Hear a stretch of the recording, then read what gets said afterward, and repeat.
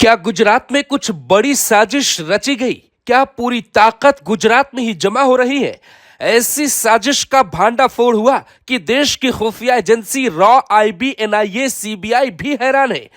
मोदी को कमजोर समझ के 2002 का बदला चुकाने की साजिश। हर्ष सिंघवी को भी खबर है। हिंदुस्तान में गुजरात की चर्चा हमेशा से होती है, कभी गांधी जी की वजह से, तो कभी सरदार वल्लभ भाई पटेल की वजह से, तो कभी नरेंद्र मोदी की वजह से। लेकिन पिछले एक महीने में दो वजहों से चर्चा में है। पहली, गुजरात में एक वर्ग नरेंद्र मोदी के खिलाफ प्लान बदला तैयार कर रहा है। दूसरी वजह मोदी और शाह के बेहद खास और पसंदीदा गुजरात के गृह मंत्री हर्ष संघवी हैं, जो देश विरोधियों और पत्थरबाजों का ऐसा इलाज करवा रहे हैं कि चर्चा विदेशों तक हो रही है। भारत में पत्थरबाजी गैंग का कनेक्शन पाकिस्तानी से होने का सोर्स गुजरात पुलिस को मिला है। सोमनाथ मंदिर को चारों तरफ से कई सालों से घेरा गया। 4 दिन रहने के नाम पर मकान बने। जब मकान बन गए तो जमीन हमारी का नारा दिया गया, जबकि जमीन मंदिर क्षेत्र अधिकार में आती है। सोमनाथ मंदिर हिंदुओं का धर्म स्थल है।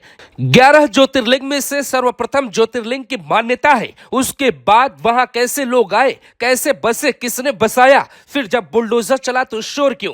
दावा किया जा रहा है कि मंदिर की जमीन के कब्जे का प्लान इसलिए बना क्योंकि वहां हिंदू आएंगे तो उन्हें यह संदेश दिया जा सके कि हम आपके मंदिरों तक घुस चुके हैं।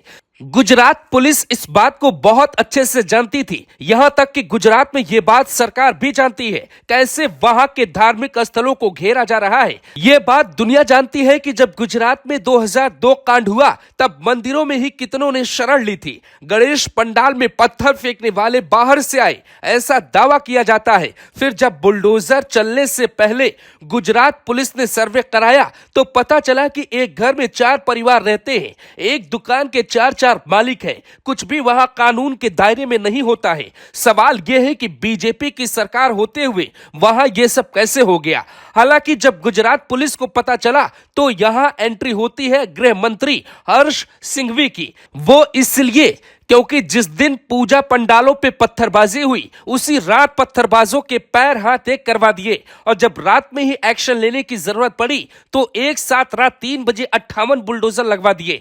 हर्ष संघवी के आदेश पर बीजेपी कार्यकर्ता भी वहां जुटे हुए थे। रात 3 बजे भी जब बुलडोजर पहुंचा तो वहां मुसलमान युद्ध करने को तैयार हो गए। वो तो 1500 पुलिस, कई सिंघम आईपीएस, बैकअप में पैरा मिलिट्री फोर्स के साथ सरकार तैयार थी। हालात कुछ ऐसे थे कि सोमनाथ मंदिर के बाहर भक्तों के साथ साथ पुलिस की भी लाइन लगी थी। यानी ये सब कुछ एक और बहुत बड़ा इशारा है। नरेंद्र मोदी की सरकार इस बार कमजोर मानी जा रही है। विरोधी इसे अपनी ताकत मानते हैं। कहते हैं कि गुजरात में इस बात पे जोर दिया जा रहा है कि मोदी पहली बार कमजोर हुए हैं तो उसका फायदा उठाया जाए। पुलिस से लेकर खुफिया एजेंसी तक ये बात जानती है कि जहां जख्म हो वहां बदले का भाव ज्यादा हावी होता है।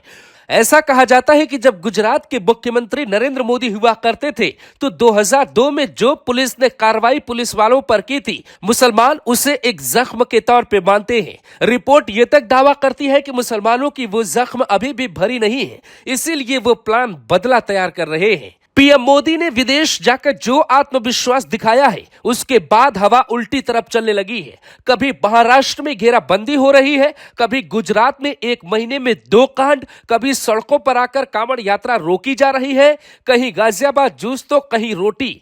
एक वर्ग की तरफ से क्या बार बार ये बताने की कोशिश नहीं की जा रही है कि हम संविधान और समाज नहीं मानते या जानते? तो गुजरात के गृह मंत्री जब रात में 58 बुलडोजर लेके पहुंच जाते हैं तो सवाल संविधान और समाज से क्यों पूछा जा रहा है? पीएम मोदी के हाथ में आज दुनिया के तीसरे विश्व युद्ध को रोकने की ताकत है। भारत की नीति पर दुनिया चल रही है, लेकिन भारत में कुछ लिबरल गैंग को लोगों को लगता है मोदी तो गया, अब तो हिमालय भेज देंगे और योगी को मठ भेज देंगे। लेकिन 58 बुलडोजर ने बता दिया कि न तो मोदी हिमालय जाने वाले हैं और न ही योगी आदित्यनाथ को ओवैसी मठ भेज पाएंगे।